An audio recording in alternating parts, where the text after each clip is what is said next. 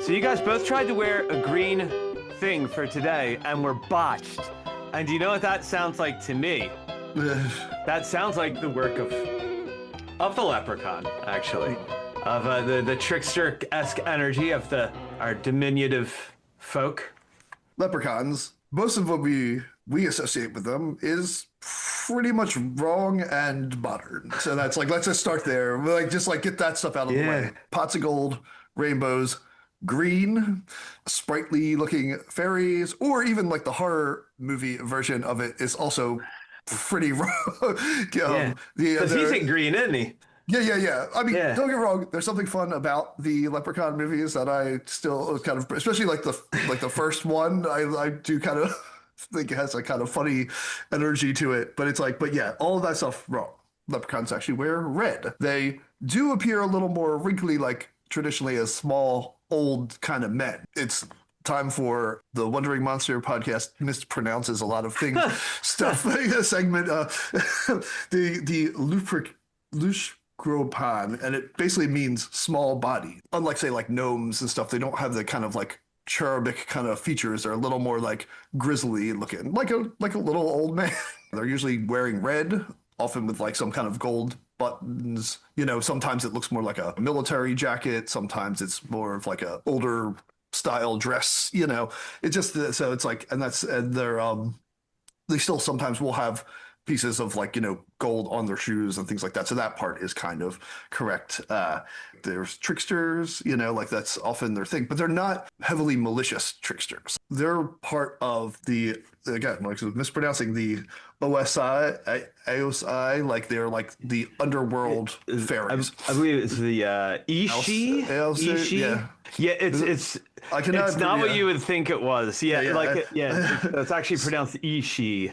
But those are like the basically fairy courts, like, right? They're like these, who they were originally another thing, which were almost like the old gods of the Ireland, which are like the Tath Dudan, like, and then they during when man came over, they kind of had a war with them and forced them to take up realm in like the underworld or the other world. So the mounds, and they became these fairy courts, and that's so the leprechauns are related to that, but they're not directly involved in the fairy court system because they're like solitary fairies, and they're in, again, liminal spaces. They're the in-between world kind of occupiers.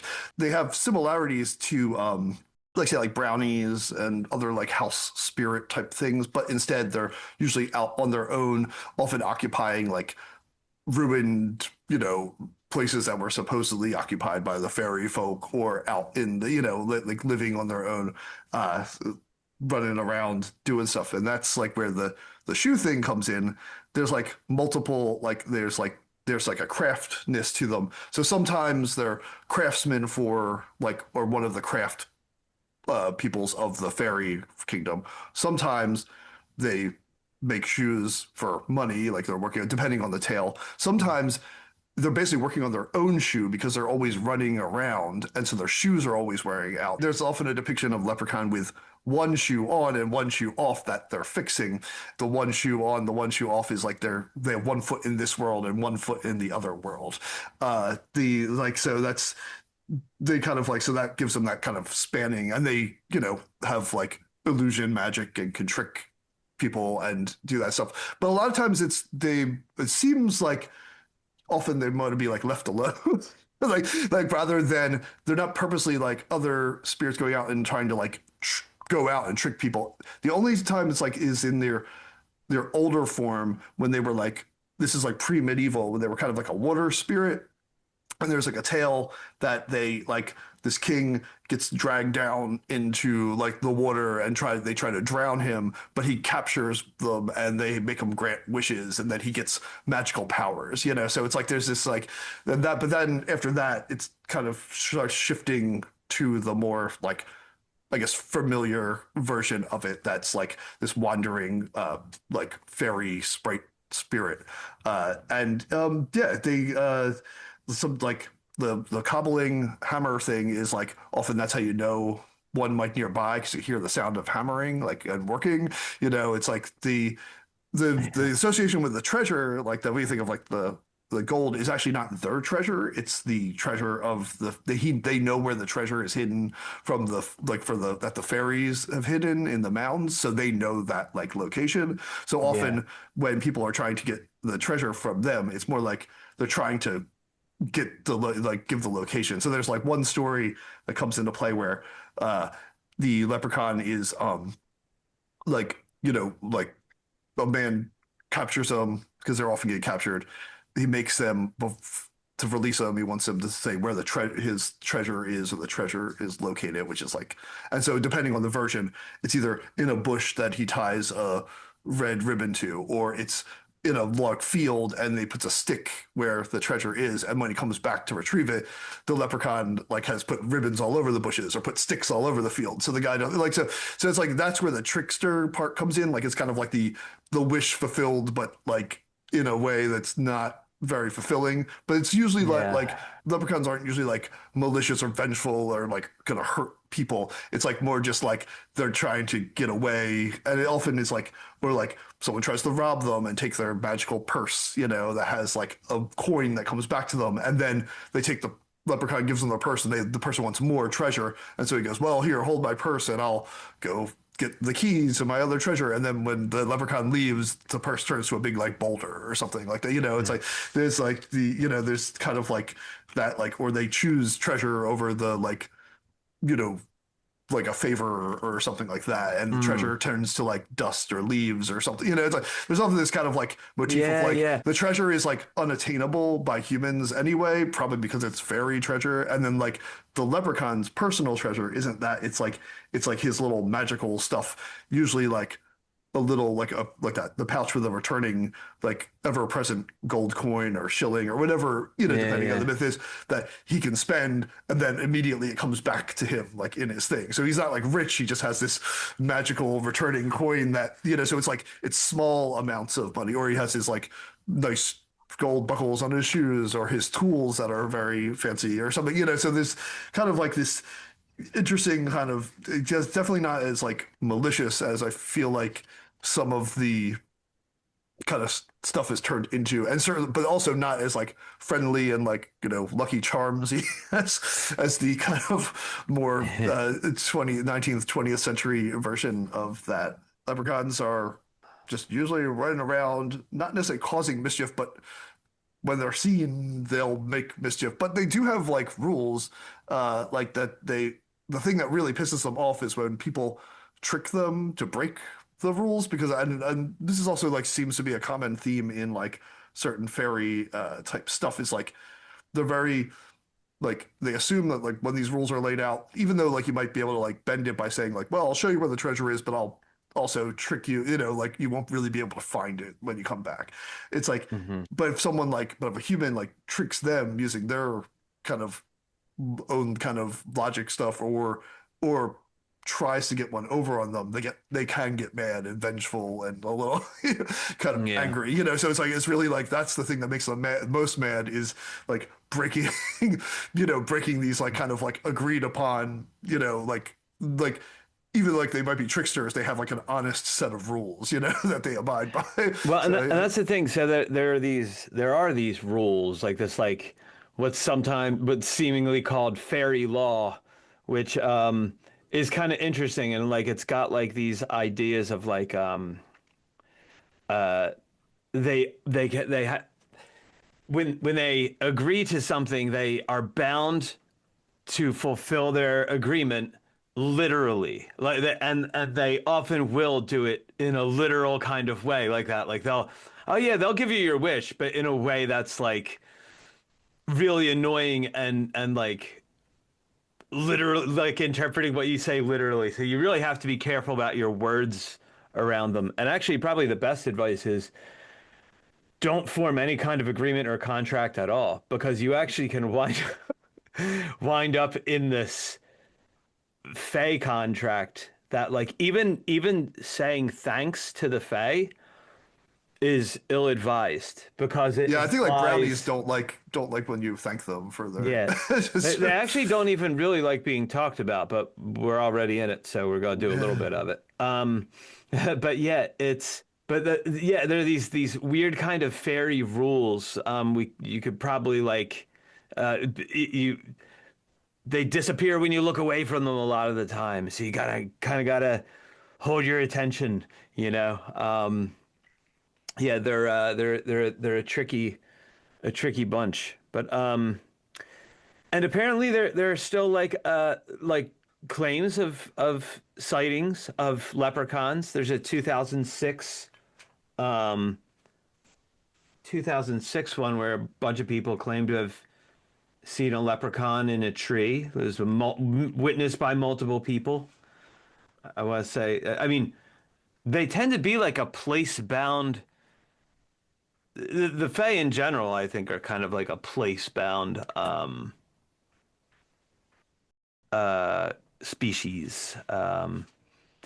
So I think they tend to just be like right around the UK, but which is probably good for well, those of they us on like the other they side that yeah, you're it's not likely especially to talking run into about them. like Ireland in that sense, it's like Yeah. and I think if I'm not mistaken, like the different like higher fairies have different courts in different area. Like I kind of like think of like realms, like similar to like Greek gods, and stuff like that. Like they might have like, oh, I rule over this section or this, like so. There's different, like orders of that. So that does make you kind of place bound, I guess. Yeah, yeah. Well, when we talked about the Loch Ness Monster, we talked about Lake Champlain. We talked about a number of other lakes that had, other monsters allegedly. Are there things that are like leprechauns that are associated with other regions of the world? Like, does Russia have something? Does China have something? Does South America? Does anyone know anything about I that? mean, like, it's funny because like you wind up with these similarities, like these weird things that overlap. Like like actually the when the leprechaun is described, they're often described as having clothes that might be a little ill-fitting. They might have a lot of buttons, but they're not buttoned up. I mean, they often have impressive shoes, but like they almost seem like they're trying to appear like people. And Well, I that's think like that's the like in between world thing. It's like they're like they might have a hat, and like they have a little, it's like sometimes it's like a tricorner hat, sometimes it's like a pointed yeah. hat, sometimes it's like yeah, they're kind of like yeah, they're not because they don't operate in they're like they're like imagine like if the fairies are like the like super ruling magical like elf people. Leprechauns are kind of like the like working class normal folk like of the fairy kingdom. They're not, and they're not really in the courts and in that stuff. They're out doing their own thing, like just kind of Yeah, yeah, yeah. and that's kind of one of the interesting qualities to Leprechaun we'll probably have to return to too. But and the thing about the money that turns into do we talk about like the you have Leprechaun gold, but then it like turns into leaves Yeah, or something. rocks or something Yeah, or when the dirt. Leprechaun's gone, and so it's like well that is much like the what we would probably call the Tanuki or the I think it's actually Tanuki, but Tanuki like Tanuki Mario. It's actually it's actually an animal. It's a Japanese animal that looks very much like a raccoon. It's called the raccoon dog often, and it's so that's the actual animal. But the in folklore, the Tanuki is a trickster that unlike unlike um the fox, the kitsune, unlike the kitsune, the tanuki's tricks often don't really have a point except for like it's just kind of messing around. Like it's just kind of having a good time. And it's a shapeshifter, but sometimes part of it doesn't shapeshift or something, so that might give it away. Um it And one of the things it'll do is it'll pay for things with money that then winds up being like leaves or sticks or some nonsense. But and that seems that's very common in that kind of a story, where it's like it's kind of like something was standing in for something else, and then like once the phenomena was gone, there's just nothing left of. There's no trace of it. There's no proof, of what you saw. Oftentimes it happens when you're alone. You're you're between places and you hear some music, and you follow it. Don't. You see some lights and you follow them. Don't. This is how you survive these things. I was gonna say the thing that's interesting with the leprechaun, like versus even what you're saying with like other kinds of like, they keep saying trickster. It's like, but it doesn't seem like he's out like Tanuki's might be out doing mischief because they like causing mischief. It's like fun for them. Leprechaun is like, it almost seems like people stumble upon them and then like are like, hey, I'm gonna like rob you. It doesn't seem like leprechauns are like wandering around into places being like, yeah, I'm gonna use some magic to get one over on these people or something like that. Yeah, yeah. It's more just like there might be like one or two stories that are like kind of like if they're helping out, but it's like with somebody. But again, it's like a thing like they might be helping in a house or like something, and then the person changes the agreement, and then they get pissed, and then they cause a ruckus or something. Did you hear this one? It's a story of a guy named Billy, and he's walking home, and from like the tavern or something like that, and he's like, I wish I had just a good drop of high quality, top shelf stuff right now. Yeah, and a leprechaun appears and he's like, essentially like, say no more, Billy. Like, and he gives him this tankard, this giant, big as the leprechaun is. It's the story I heard. He gives him this tankard of this stuff and he drinks it, and well, then the leprechaun wants to be paid, but Billy doesn't have any way of paying. And so the leprechaun says, well, now you got to work for me for 7 years. And well, what choice does he have? So he's bound into one of these contracts. He accepted a gift. Even if you ask for it, it's dangerous accepting a gift from these folks sometimes. Just saying. Not There's one where it's like, because I don't do that. Where he's like the leprechaun is basically ends up helping out with a person like who's making wine and maintaining their like wine cellar. In exchange, that the leprechaun lets to drink the wine, and then the guy decides like he doesn't want to make wine anymore, and like he doesn't feel like it, and so the leprechaun gets pissed and like makes him drink more wine and keeps him like the guy's trying to like stuff. So he's like he gets it like so it's like, but that's again it's like there was an agreement. And the person break that agreement on the agreement versus like, but again, it doesn't seem like they're like usually like it doesn't seem like th're often seeking out the people 7 years, the 7 years of labor with Billy, it winds up not actually being that big, not being that big because it winds up being these like cases of like he wants Billy to help him with some breaking and entering, and then they're drinking wine in wealthy people's cellars. So. Yeah. So Billy's like probably making some shoes or something. Drinking like this top notch. So I mean, you kind of get your wish in the literal kind of way, in that kind of. So it's kind of like another thing of like the be careful what you ask for kind of thing. There are other overlaps with the money thing, the money that goes back into the leprechaun's purse. There's a story I've heard of a witch that was one of her things is she would go into town and she would pay with money and buy things, and then when she went back home it would reappear in her wallet and it'd be missing from whoever she paid it. Now see that I couldn't quite find if for the leprechaun myth if it went back into his wallet or it was just basically like he had like infinite small change, like it was like a purse that like because in one story the purse is like a person gets the purse, right, and he's like away from the leprechaun, and the money keeps multiplying in the purse, and the person becomes obsessed with taking the money out and counting it until he goes insane, because the wow. money is like infinite and it will never stop, and he just like so it's like he wanted to be super wealthy and he got it, but the counting of the coins, like he couldn't basically stop counting them and he like went mad, or like Yeah. so it's hard to say like whether it's like the leprechaun's getting one, or it's just like he has like the 1 shilling that reappears, he spends it, and the person has it, but then he goes to somewhere else and he has one again. It's just like he always has like a small amount of money on for Yeah. things. Like so it's again like the leprechaun himself doesn't have this vast treasure that he can overindulge and become wealthy with, but he has enough like spending money at any given time to As get a healthy allowance. to get a drink and to Constant, do this. constant cash flow. Constant yeah, cash so, flow. like, Not to- a bad wish. Not a bad wish if you have to make a wish sometime.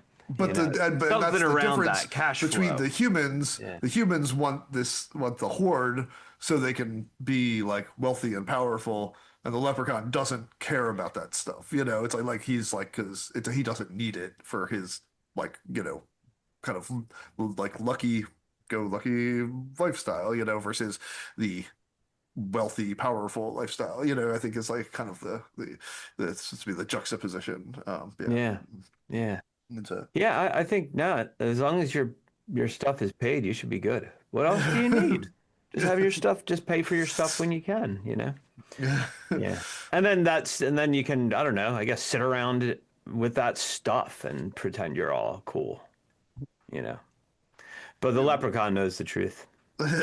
He knows you're a hollow you're a hollow shell. No. You don't need that much money, people. And certainly don't steal it from the Fae, because you'll get more than you bargained for.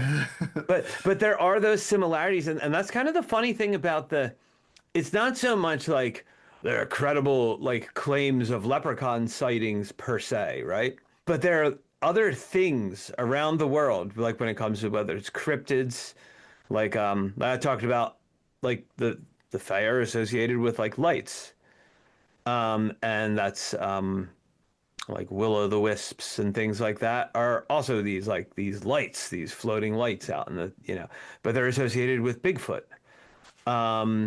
There's and other things like these ghostly lights. But so it's kind of interesting when you see these things that are like they're detailed in these old stories, and it's kind of like, well, have people just been always seeing this stuff, or is the fact that these stories are like woven into our stuff why we see these things?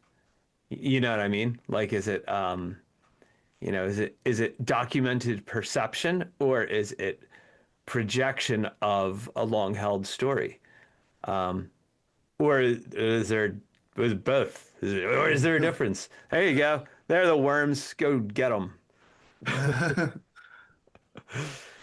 Well, how far back do the leprechaun stories go? Does anyone know? it seems to be like like the earliest like sort of written accounts are like 7th to 8th century. Yeah, I was gonna say And the same then thing. that's Like where 8th and century then or so. and then like and then in the medieval stuff it starts taking on the thing, and then like I guess like the like pre-Victorian, a lot of like fairy stuff becomes very popular, but because it's like Mhm. but it is woven into like that, like I said, like this ancient or old Irish mythology, like the stuff that's supposed to be like the about the people who were there before the Gaels came, like came to Ireland, so before Gaelic culture. So it's like, and it's like, so there's this kind of like, at least in the medieval lore, it's like kind of like squaring the culture that existed there before with the current culture, and a way to incorporate like the, like the older religions and older folklore in with things like Christianity and stuff like that. So there's probably stories that are like even older, or it's based on even older like myths, but it's like where it kind of shows up is trying to get all this mythology crammed in Yeah. with Yeah. with modern religion at the time. I'm going off my memory here, so I might be a little off. But I think the Djinn, if I can remember correctly, they can shapeshift. But in doing so, they don't get a feature quite right. So you might have like they could shapeshift into a human, but maybe they have like this unnaturally large smile, or something like that. And it just kind of made me think of, what you're saying before about the leprechauns and how it's like their appearance isn't quite right, that the clothing they're wearing or something, it isn't quite right. And it's like, I wonder if, and the trickster nature, even though, the Djinn, they despise us, it sounds almost like a weird, almost like a very slight similarity between the two. I thought it was interesting. Yeah, I agree. And it's like, and when you get into like UFO stuff, specifically ones that are like tales of like these airships that are like Magonians. This idea there are these people that live in the sky. They're basically these stories of boats in the sky, literal boats, wooden vessels, because the people of this time, you didn't have any flying things like that, like any flying craft. But I'm not saying they were like, oh, well, that's a boat. No, it's like they're describing it like it's like they knew what a boat looked like. And like the people that come down, they kind of like approximate things, but they're like a little bit off. Again, like it's kind of like almost like I don't know, pretend it's people from the year 5000, and they found a way to time travel, and they are coming back, and they're just like trying to basically remember based on some things they, I don't know, saw in the pre-AI internet. And they're like, well, that might be reliable. No, it was never reliable. And they're like, okay, we're gonna go back. This must be it. Like it's like, no, like you're wrong. Like that's not, that you're not blending in with that stuff. And that's almost like what's going on with the Fae sometimes. Like it's kind of like there's this like weird kind of thing. But oftentimes with the UFO stuff, you get that kind of thing too, where it's like approximating something and doesn't quite get it, which makes you really wonder, like, well, what the heck's all this UFO stuff, which is a whole different. Well, I mean, because like something like the Leprechaun is like vastly different than like the weird face stuff. I feel like, as they're talking about it, almost feels like it could fall into the realm of cryptid type of thing. There's things that happen when they show up, certain noises that appear, before you find one, right? The hammering, that's the whole thing, it sounds like hammering. They're there and then they're gone. Yes, there are tales of them being in houses and stuff, but when that happens, it's like they're hiding out in a basement. It's not usually like I'm in town hanging out at the bar drinking, or I'm stopping in the marketplace and buying stuff. It's usually like they're raiding a wine cellar, or they're held up in like a barn. So here's a fun story for you. Talking about hammers and hammering sounds. This goes back a couple of years. So typically Lauren goes to bed before me, and I give her like 20 minutes to kind of like settle upstairs, and I'll go to bed. And this one particular night, I was lying on the sofa and I had my iPad open and I was watching a YouTube video, and I start to nod off, and I'm awoken by the sound of hammering. And this is like 10:30, 11 o'clock at night. And pause there for a second. When it comes to sound, when it comes to electronic music, there are two parameters for sound. You have velocity and you have volume, two very distinct things. So something that has a high velocity, think of that as shouting. Low velocity is whispering. However, it's possible to turn up the volume of whispering to make it loud, even though it has a very low velocity. Okay, so that's the difference between velocity and volume. So I kind of nod off, and I hear this hammering of a very high velocity. And I wake up and I'm thinking, like, who's hammering this late at night? Like, what are they doing? And I just kind of like, I'm there, not really doing anything. I don't go to investigate or anything. And eventually it stops in some capacity. And I'm like, all right, well, that was, whatever. Second night, same exact thing happens. Lauren goes up to bed. I'm on the sofa, iPad, nod off again, awoken by this high velocity hammers. Bam, bam, bam, bam. I'm like, what are they doing? So this time I actually get up off the sofa and I walk through the living room.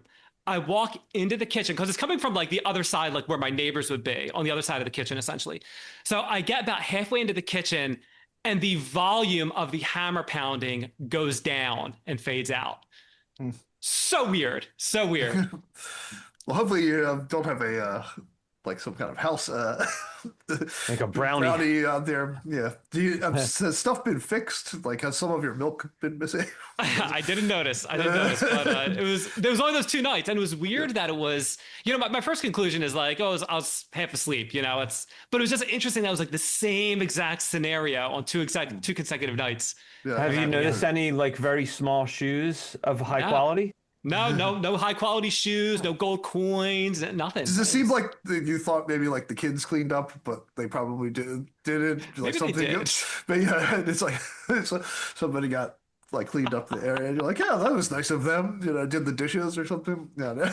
We didn't do that. Yeah, okay, yeah. How big are leprechauns supposed to be? Are they like under a foot, like 3 to 4? What are I they? think they're supposed to be around like they tell them small body. They're supposed to look like little old men. So I think they're supposed to be around like 3 feet, 1 meter, somewhere like that. I mean, it's interesting because like, again, like when it comes to place-bound spirits, that's also could describe a haunting, more so than a creature itself. Depending. So some of the qualities wind up with that kind of a thing. And it's like, but again, is what you're seeing what it actually is, or is it something trying to appear to be something else? Like, I'll go back into the aliens for just a second here. There's an encounter. I'll have to get the details on exactly where this takes place or is said to have taken place. But a farmer he looks outside, and not only is there a craft outside, but there are some beings out there that are cooking some food. He approaches these beings, and he winds up getting one of these cakes from them, these little patties. And I don't know, I guess they're on their way. They needed a cup of sugar. But they're on their way. They're making these little pancake things. He turns it in when he talks about this. He reports this incident, and it's analyzed in a lab. And it's like, a lot of it's just like kind of like normal stuff. Like it's like this barley kind of stuff. But notably, there's no salt. And that's kind of interesting because one of the things on a low sodium diet. One of the things you do to keep certain it's like a spirit boundary or like like protection against the Fae is salt. So it's like salt and iron is another ghost one. Rules, yeah. I was like, is this a ghost rules segment? Because this feels like it'll probably fall into ghost rules. Yeah, iron. Yeah, like there's people like apparently clothing worn inside out is protective against the Fae. Which, remember that there was like a trend where people were just like purposely wearing things inside out, like as like I guess just as maybe they knew something you much didn't know. They go that they didn't care. But actually, I think some people were wise to it. So, but it's interesting because like going back to like the place-bound spirit type thing, it's like there are enough similarities to things in this that happen around the world. Is this just the localized emanation of that, like the things we call leprechaun encounters or Fae encounters? I'm sure people are very opinionated on that, and they should leave their opinions in the comments too. What do you mean you don't have an opinion on fairies? What do you mean? I don't have saw. I don't have a why saw.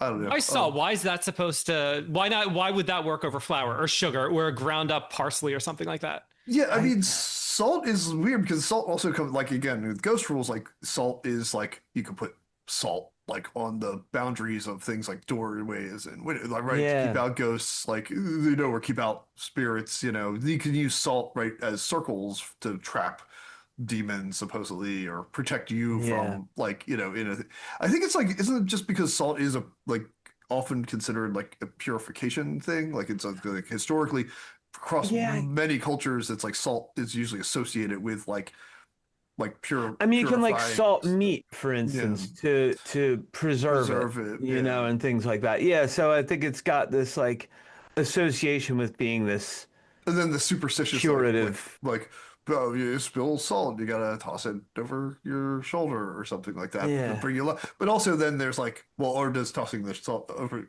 your shoulder, is that an act of trying to create good luck? I don't know. With this, like Salt it's is, like, yeah, so salt has long been a thing of value, yeah, to be worth your weight in salt.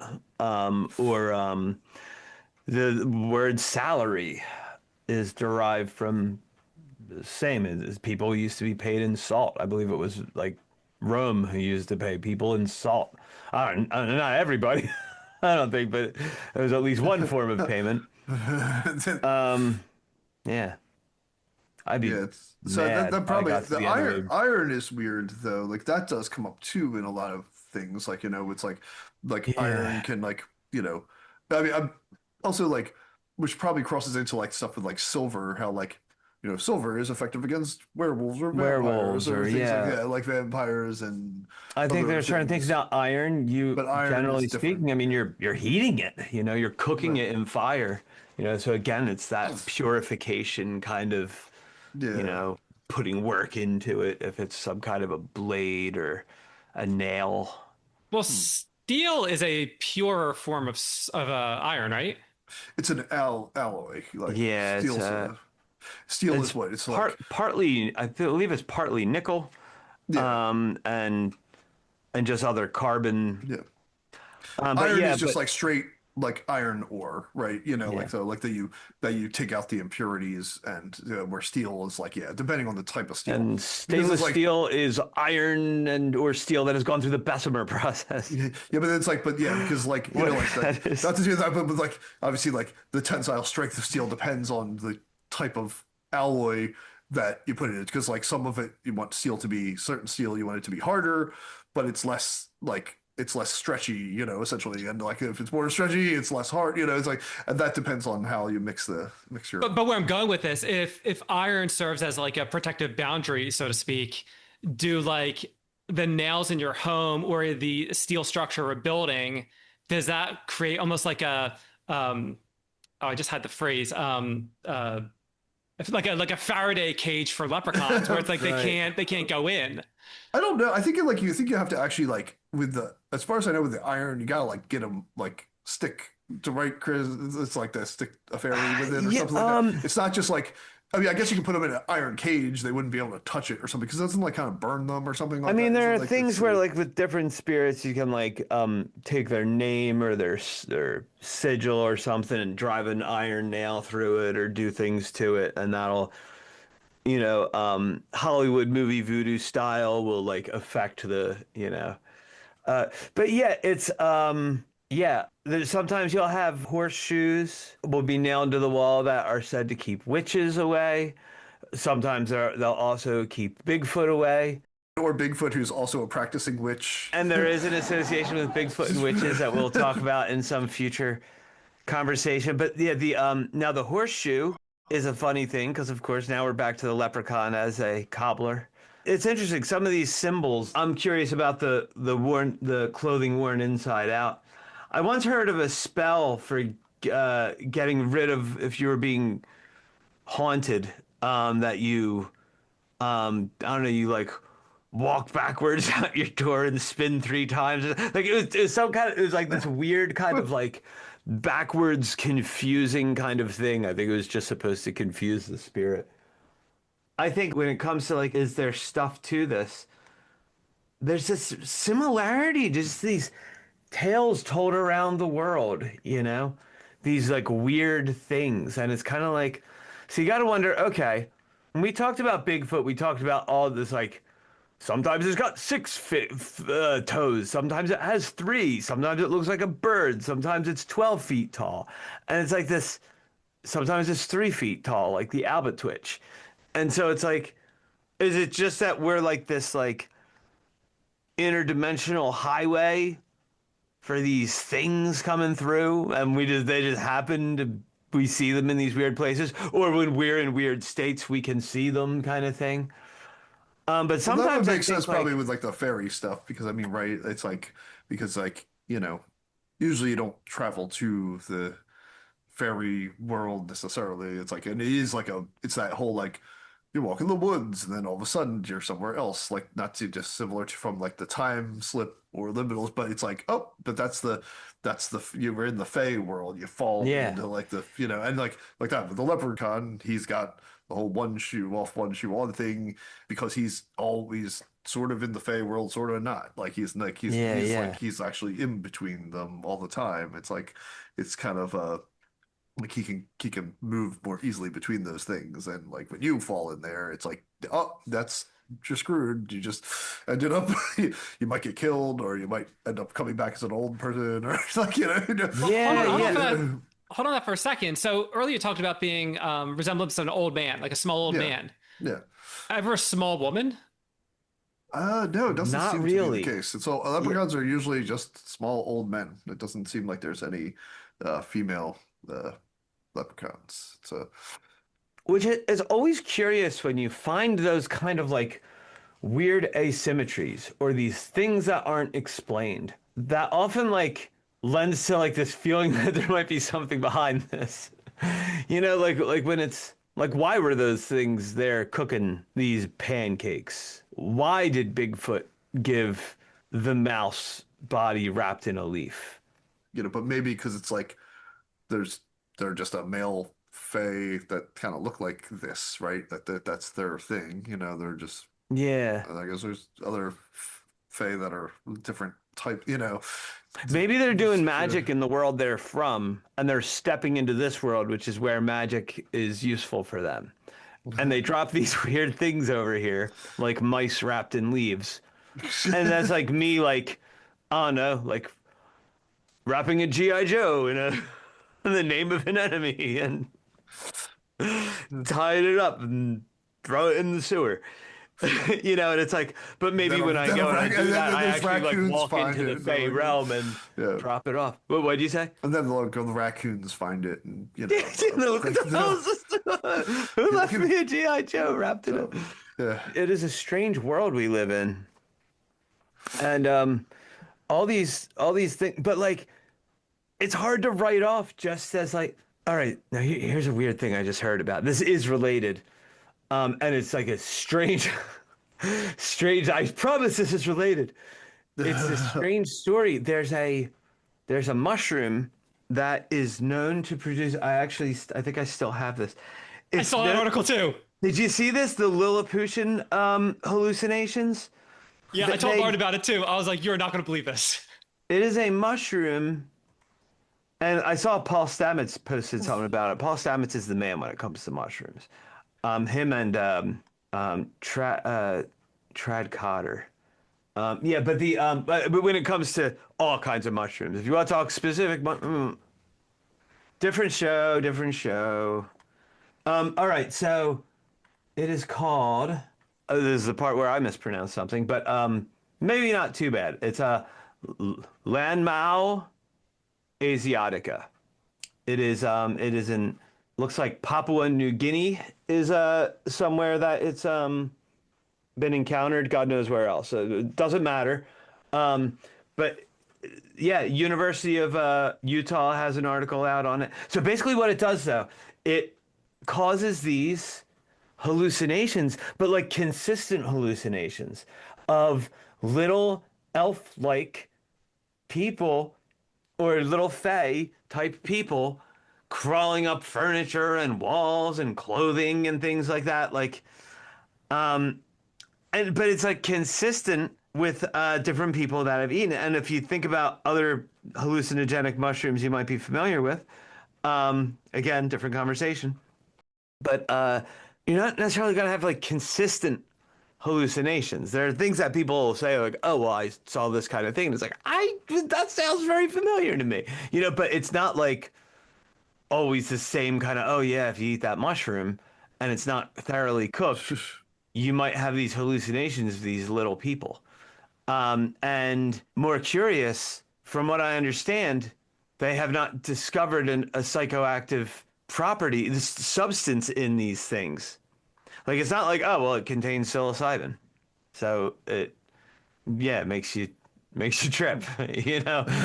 But I said the same exact thing to Lauren. I was like, it's so fascinating that the hallucination is generally exactly the same among different people. I thought that was really amazing. We'll include the link to it in the show notes so people can check out the article. absolutely, I'll send it to you after we wrap today. So yeah, very strange. Okay, so what the Is that hell why is we that? always have like mushrooms and garden gnomes are always associated? And so there's a thing called a fairy ring, that it's a circle of mushrooms. Now there's a scientific explanation for it. Cover up, cover up, cover up. There's a scientific explanation for it. That I'm not going to get into because they can spread their own propaganda. I'm telling you about fairy rings, and it's like it's a gate to. It marks the entry into fairy territory. Consider before you cross over one, or if something looks like a gateway to another world. Things that also might indicate it is if you're looking at something and you say, that looks like a doorway. That kind of looks like a doorway. Yeah, well, consider not going through that unless you want to go through a doorway. Look, we talk about leprechauns, and we're gonna get into our like when we get to our final judgment kind of things. It's like, how do we like want to approach this? Is it just gonna be like, hey, you hear some hammering? Are you gonna like check it out? Do you want to like?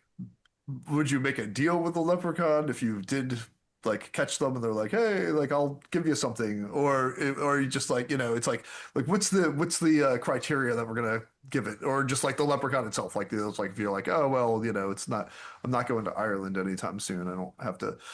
I think we might have to, because we're not local to these specific phenomena. I think like like it stops being scary, right? Like we talk about ghost ships, and it's like, well, if I'm not on a ship, I'm not that scared of it. I don't know if we really can broaden it to these types of spirits. I guess it's kind of like like Yeah, it's its own thing. We're It's like, in Ireland. Actually, all of us have Irish ancestry, do we not? So we're in Ireland visiting Ireland, as one would when they were there, and we're wandering alone for some reason. Stupid Americans. And we encounter a leprechaun. you hear some hammering and you wander around the bush and you see it. Despite my warnings, the warnings you heard on the best podcast ever, this podcast, you decide to follow it. I decided to follow it. I'm the one that gave the advice. I decided to follow it. And I encounter the leprechaun. And is it scary? Here's what's scary. That there's this thing that says something about the world that we're in an unmistakable way, that all of a sudden all the rules have to be thrown out unless you know your ghost rules. That all the rules have to be thrown out. I think that it wouldn't be so much that I'd be scared of the leprechaun. I think though that like that encounter would be so unbelievably weird that like everything you thought you knew about reality would be gone, because like it's not the guy on Lucky Charms. It is like weird, and here it is making shoes or whatever. Like if you believe that you hadn't just lost your sanity, although itself, so I'd have to say 3 monsters. Not, I'd say 2. No, I'll give it 3. I'll give it 3. That's like my safe place here, because like I think it would be spooky and weird enough, first of all, that like I don't know if I would believe that what I was looking at was actually really what was real. I'd be like, what the hell is this really? Like, because I don't think it's a leprechaun, so you certainly wouldn't try to catch it and get something out of it. Yeah. Well, okay, so now here's the other part, because there are spirits I would make a deal with on purpose. But I think when it comes to this kind of thing, what you call it really matters. And I would not make a deal with any otherworldly entity I encountered in any of the UK, to tell you the truth. I feel pretty much very similar to you, but I think my thing would be like, yes, I hear the thing, like it just happens to be like you turn a corner, you turn a whatever, you're walking back to your like where you're staying or something like that, down like some road, and you turn it and you see this. I feel like my approach to it was similar, like not quite as similar to you, but like it's definitely gonna be the three monster realm. But it's like I'd probably approach it like when like you're going to use like single public restroom and someone decides to not like lock the door and you kind of tap but they don't hear you, you're gonna open it, they're like, oh god, it's like someone's in here. Like I feel like that's the kind of like reaction I would have to like see. I'd be like, I clearly walked in on something that I don't I'm not gonna try to catch the leprechaun. I already know the bad stuff that's gonna happen.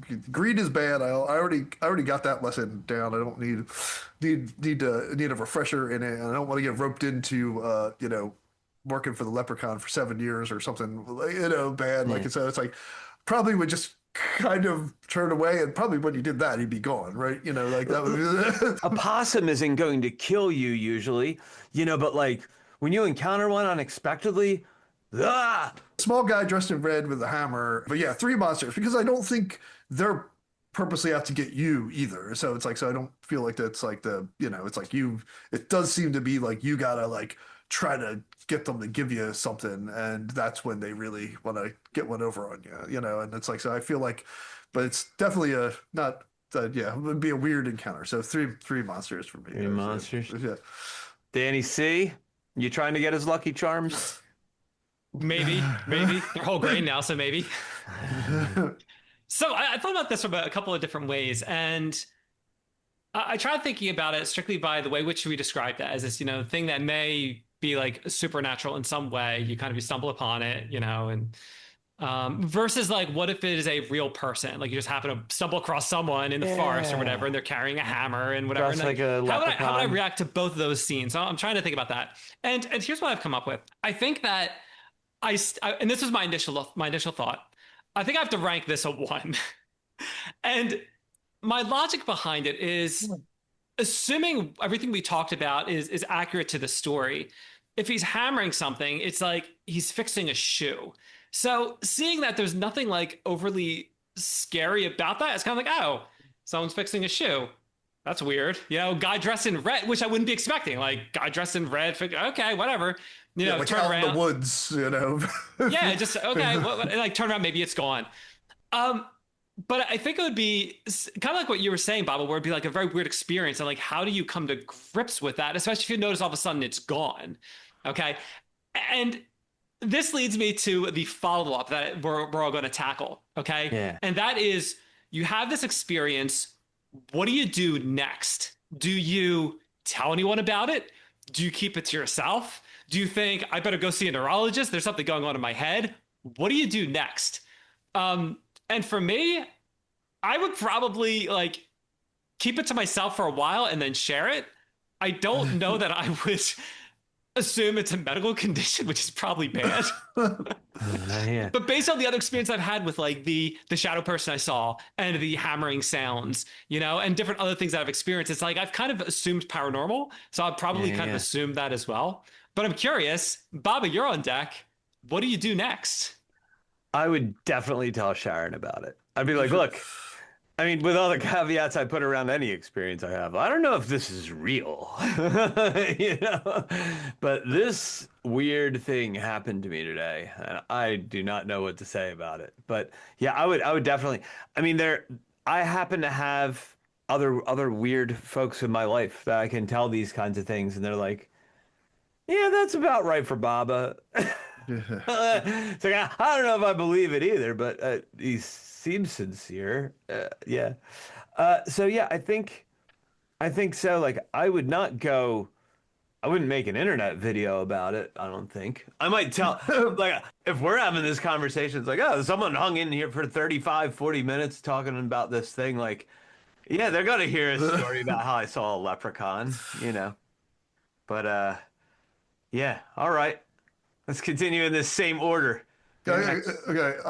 I don't think I'd question my sanity unless I kept seeing leprechauns. Like that would be like that would be a whole different thing. If I was like, I went to somewhere and I saw a leprechaun, and then like I fly back to the United States, and then the leprechaun's like hanging out in my basement or something like that, making shoes. Then I start questioning what's going on. Like, did he come back? But if it's just that once and it went away and I didn't see it, and it was like, it would also depend if I'm going to Ireland, and did I stop at a few pubs? Is why my walking yeah. back from that at the time? Like, does that affect that might affect how much I am freaked out about it or not? I might more if I had a couple drinks before I saw one, I might be like, well, that was weird. If I didn't, and it was like the middle of the day, and I just happened to like, like I might find it more strange.